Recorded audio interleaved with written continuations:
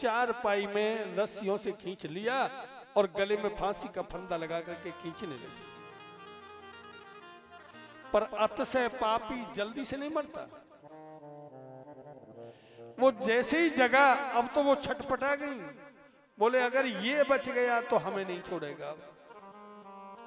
बस जलते हुए अंगारे उसके मुख में ठूस दिए और वो छटपटा छटपटा करके प्राण त्याग के चला गया। गोविंदाय नमो नमः। जब धुंधकारी मारा गया तो अब उन 5 वेश्याओं ने उसे घर में ही गड्ढा खोद करके दाब दिया।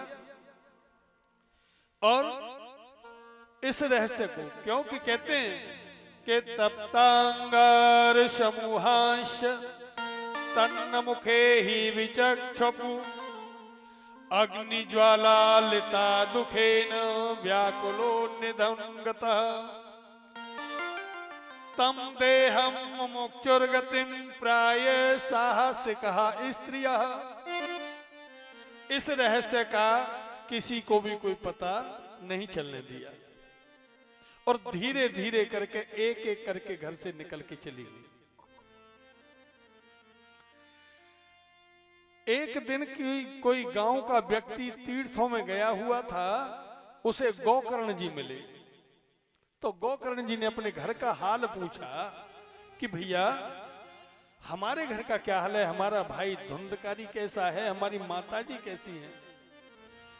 बोले भैया तुम्हारी माताजी ने तो कुएं में गिर करके प्राण त्याग दिए, पिताजी पहले ही बनी को चले गए थे, बोले वो मेरे सामने गए थे।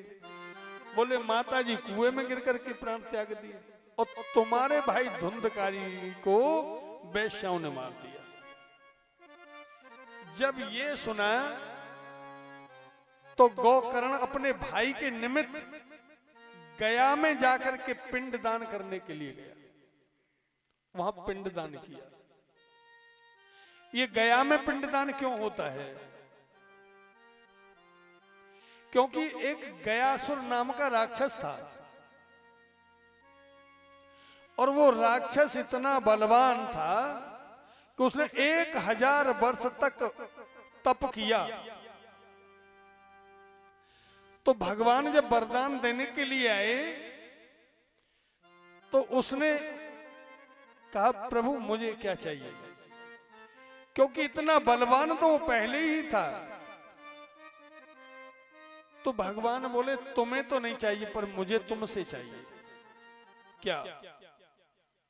कि मैं चाहता हूं कि आपके 3 वचन ले लिए, आप मुझे देंगे? बोले दूंगा। बोले मुझे आपके शरीर चाहिए यज्ञ करने के लिए। तो गयासुर के सीने पर हवन कुंड बनाया गया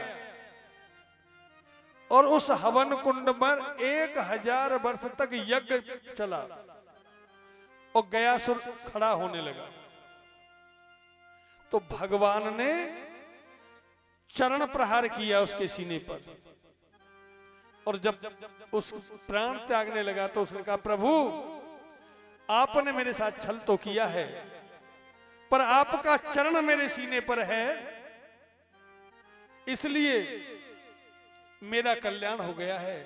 पर मैं एक वरदान अब आपसे मांगता हूं। क्या? कि जो भी यहां आकर के इस गयासुर में मेरे नाम से यहां अपने पितरों के लिए पिंडदान करे तो उसके पितृ जहां मैं जा रहा हूं आपके चरणों में, उनके पितृ भी मेरे पास आ जाएं, बैकुंठ में आ जाएं, आपके धाम आ जाएं। मैं ये वरदान मांगता हूं। भगवान ने तथास्तु कह दिया। ये वही गयासुर राक्षस ने वरदान मांगा था। आज जो पितरों के लिए पिंडदान करने जाते हैं गया में, वो गया में पिंडदान करने के लिए गोकर्ण भी गई। पितरों के लिए पिंड, अपने भाई के निमित्त पिंडदान किए और वहां से जब लौट करके आई तो घर में आकर के जैसे ही सोए तो अर्धरात्रि को उन्हें एक भयंकर आवाज आने लगी। कभी सिंह की आवाज आती है, कभी कुछ गधे की आवाज आती है, कभी कुत्ते की आवाज आती है, भयंकर आवाजें करने लगा। तो गोकर्ण ने बैठे होकर के पूछा, अरे भाई तू कौन है? अरे तू भूत है, प्रेत है, तू कौन व्याधा है और क्यों परेशान है? तो धुंधकारी को प्रेत योनि मिली है।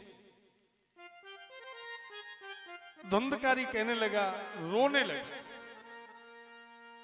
रोता है पर आवाज मुख से नहीं निकल पा रही है। गोकर्ण ने जल लिया, जल अवमंत्रित किया और छींटे लगाए, उसकी जिब्या खुली तो रोने लगा, कहने लगा, भैया मैं तुम्हारा बड़ा भाई धुंधकारी हूं, मुझे ये प्रेत की योनि मिली है। और प्रेत की जो योनि होती है, पेट तो बड़ा भारी होता है, बहुत बड़ा होता है, और गले में सूरा कितना होता है कि उसे श्वास खींच करके लेनी पड़ती है, उसे जीने लायक श्वास भी सही से नहीं ले सकता, वो छटपटाता रहता है श्वास लेने के लिए भी, पेट बहुत बड़ा होता है। अब तो वो प्रेत योनि मिली है, भैया मुझे मेरा उद्धार कैसे हो? गोकर्ण ने कहा, मैंने तुम्हारे निमित्त गया में जाकर के पिंडदान किए, आपको मुक्ति नहीं मिली। बोले, मैंने इतने घोर पाप किए हैं कि ऐसे गया में जाकर के तो आप क्या सिवारे पिंडदान करें तो भी मुझे मुक्ति नहीं मिली। तो गोकर्ण ने कहा, अब तो तुम अपने यथा स्थान चले जाओ, मैं इसका उपाय सुबह करूंगा। सुबह ब्रह्म मुहूर्त में जागे और उन्होंने स्नान ध्यान किया। उनके इष्ट देव थे सूर्य नारायण भगवान। सूर्य नारायण भगवान की आराधना की, उनका आवाहन किया, सूर्य नारायण भगवान को बुलाया। सूर्य नारायण भगवान प्रकट हो गए। उन्होंने कहा, गोकर्ण बताओ। उन्होंने कहा, मैंने अपने भाई के निमित्त गया में जाकर के पिंडदान किए, पर मेरे भाई को मुक्ति नहीं मिली। मेरे भाई को मुक्ति कैसे मिले, मैं क्या करूं? उसे प्रेत योनि मिली है। तो सूर्य नारायण भगवान ने बताया कि आप भाई को मुक्ति मिलेगी श्रीमद् भागवत सप्ताह ज्ञान यज्ञ से। उन्हें सप्ताह ज्ञान यज्ञ सुनवाओ। तो गोकर्ण ने कहा, ठीक है। फाल्गुन मास का जब महीना आया तो उन्होंने श्रीमद् भागवत सप्ताह ज्ञान का आयोजन किया। तो सभी देशवासी, सभी नगरवासी, ग्रामवासी, क्षेत्रवासी सब आए। एक विशाल समारोह था, सबके लिए आसन दे दिया गया, सबको बैठने के लिए आसन दिया, पर धुंधकारी के लिए कोई आसन नहीं दिया। वहां 7 गांठ का एक हरा बांस गड़ा हुआ था। उस 7 गांठ के बांस में प्रवेश कर गया धुंधकारी। जब प्रथम दिवस की कथा हुई तो उस बांस की पहली ग्रंथि फट गई। दूसरे दिन की कथा का समापन हुआ तो दूसरी ग्रंथि फट गई। तीसरे दिन की कथा का समापन हुआ तो तीसरी ग्रंथि फट गई। इसी प्रकार 7 दिनों में 7 गांठ फट गई। और वो उस बांस से प्रकट हुआ, दिव्य वस्त्र, पीत वस्त्र धारण किए हुए दिव्य शरीर से प्रकट हुआ। और देखते देखते भगवान का विमान आया और वो उसमें जय जयकार करते हुए जाने लगा। धन्य है श्रीमद् भागवत सप्ताह ज्ञान यज्ञ, जिसके श्रवण मात्र से मैं आज भगवान के धाम जा रहा हूं। गोकर्ण का है विष्णु के पार्षदों, रुको, ये कौन है? हंसते हुए उसने कहा, भैया मुझे नहीं पहचाना। आपकी कृपा से और श्रीमद् भागवत सप्ताह ज्ञान यज्ञ इस कथा के श्रवण मात्र से मैं आपका भाई धुंधकारी हूं। मैं उस प्रेत योनि से छुटकारा पा करके आज भगवान के धाम जा रहा हूं। गोकर्ण ने कहा, हे विष्णु के पार्षदों सुनो, श्रोता तो मेरे ये सब बैठे थे, इनके लिए विमान क्यों नहीं आया? धुंधकारी के लिए ही विमान क्यों आया है? तो भगवान विष्णु के पार्षदों ने बताया कि इनके लिए जो विमान आया है, क्योंकि इन्होंने एक आसन बैठ करके शांत चित्त, शांत वृत्ति और 7 दिन तक उपवास रख करके इन्होंने कथा का श्रवण किया है। श्रवण करने के बाद में मनन किया है, चिंतन किया है, उसका स्वाध्याय किया है। इसलिए इन्हें भगवान के धाम जा रहे हैं, इसीलिए विमान आया है। कहते कहते वो चला गया विमान, और गोकर्ण ने प्रतीक्षा की तो श्रावण मास में फिर से दोबारा उन्होंने श्रीमद् भागवत सप्ताह ज्ञान यज्ञ का आयोजन किया। सभी क्षेत्रवासी आ गए, सभी ग्रामवासी आ गए, सब आए, एकत्रित हो गए, कथा का शुभारंभ हुआ। सब एक आसन शांत चित्त बैठ करके कथा का श्रवण किया। 7 दिन तक उन लोगों ने कथा का श्रवण किया, मनन किया, स्वाध्याय किया और 7 दिन उपवास रखा। तो भगवान स्वयं विष्णु अपना विमान लेकर के आए।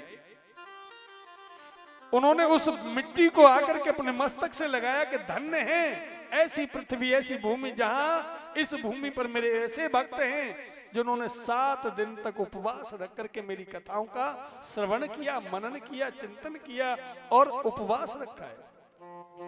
धन्य है। वहां के सभी देखते देखते सभी को अपने विमान में चढ़ा लिया और सभी को मुक्त कर दिया, भगवान के धाम चले गए सभी। ऐसी है श्रीमद् भागवत सप्ताह ज्ञान यज्ञ। कथाओं के श्रवणों से, कथाओं के मनन से, कथाओं के चिंतन से हमें क्या लाभ होता है, ये यहां तक महात्म में सुनाया गया है। बोलिए वृंदावन बिहारी लाल की।